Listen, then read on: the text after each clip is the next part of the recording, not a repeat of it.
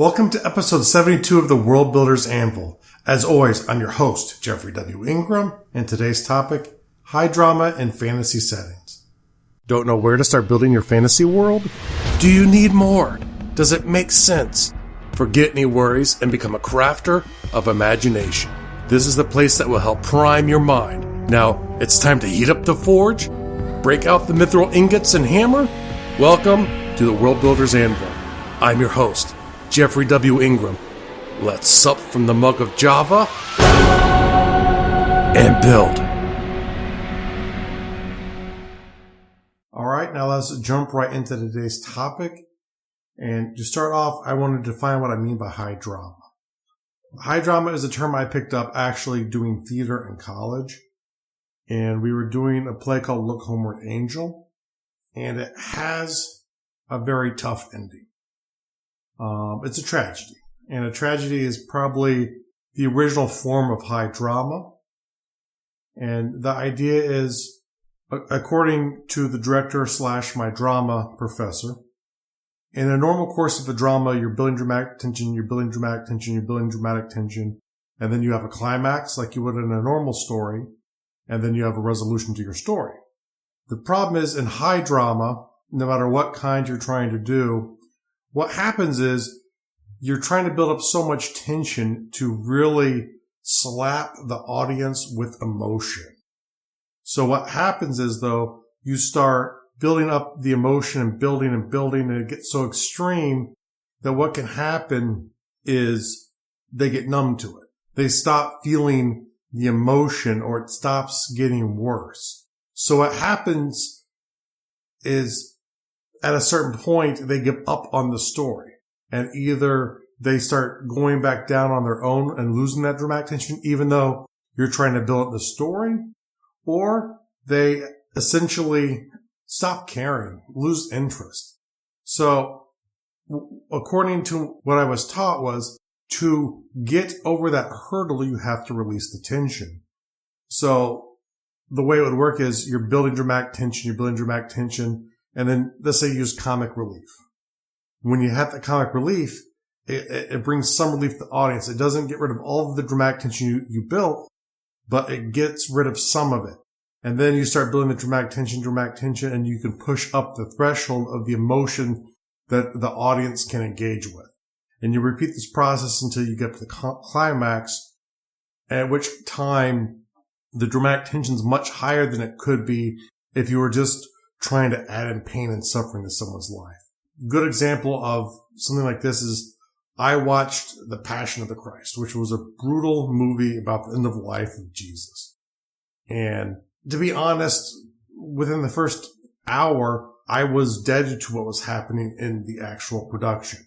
It was so overwhelming to my senses that I kind of gave up and I lost interest in the show.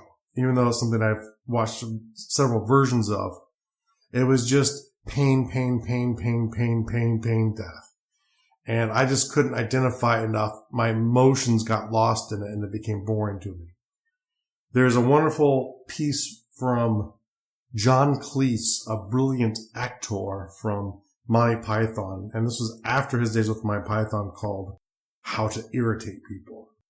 And besides the side benefit of irritating my mom from just using this, one of the things he actually mentioned in there, which kind of stuck with me, and I remembered when I was taking my acting classes, which is, if you irritate people to the point that they're mad at you, then it goes away. So if you truly want to irritate someone, you have to keep them at their threshold. And sometimes it's bringing them back a little bit and working them back up, much the same way as dramatically you want to do it. Now, his was humor, but there was truth buried in his humor.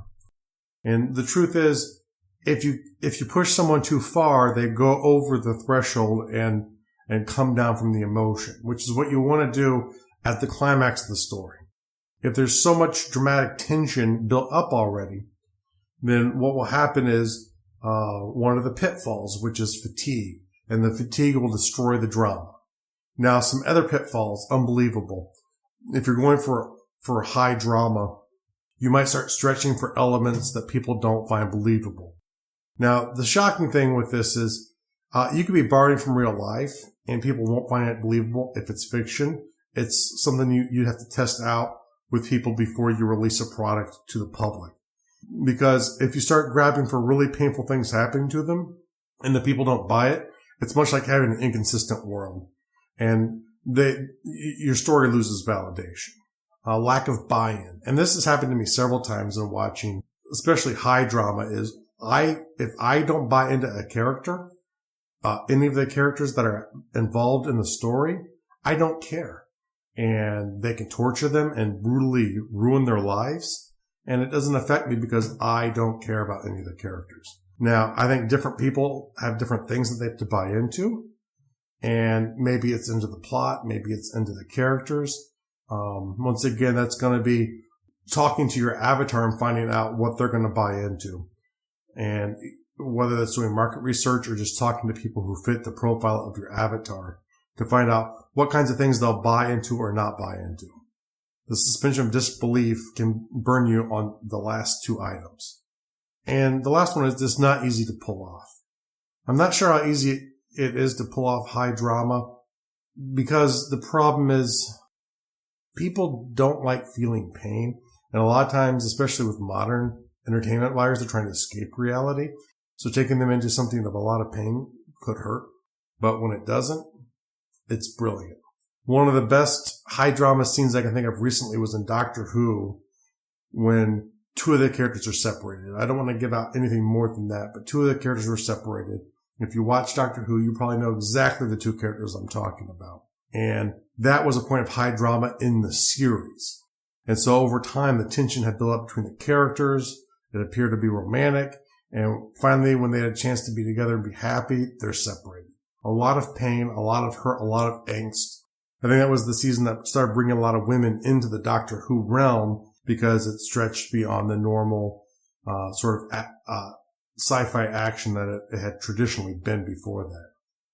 Now, the benefits to high drama. There aren't a lot of people who try it because it's difficult to pull off. If you can actually create really dramatic high drama that people can emotionally engage with, you've done something I don't know if a lot of people can do. And there are probably really talented people out there who could pull it off blindly. I don't know. But oftentimes, one of the pitfalls stops it from really working. 2, it's your opus. It is your big thing that has a huge impact, a huge piece of work that really will strengthen your credit as a writer or a game developer if you can get a moment into your work that is high drama.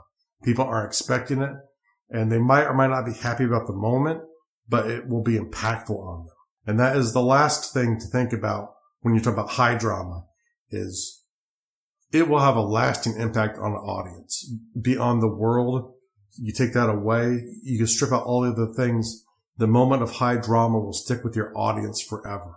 And they might not like your world, they might not like fantasy, but for those who interacted with it and were drawn in by the drama of it, they will forever be tied to you because you've made them feel real emotion in fiction and to a high degree. And that's really the difference. It's the high degree that makes it high drama to me. Now, it might be a tragedy. It could be a psychological mind game with the character. It's usually not something good or positive. And if there are examples of good and positive high dramas, please let me know. I can't think of any, or maybe I'm just not drawn into that kind of fiction. Now, the rating for this episode, there is no rating for this episode.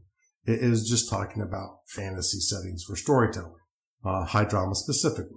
The world building task for the day. Create a checklist for the new world building objects you will need to pull off a high drama. So try and put in all of the pieces you're going to need, all the characters, races, and countries that you're going to need to tell a high drama story that you want to tell. The real world task for the day, we're going back to the University of Michigan, and this one's going to be consider rejecting standardized formats of problem solving. And this is something that's very easy to get into. For example, I am a computer programmer, and when I have problems, I typically go about solving the problem the same way every time.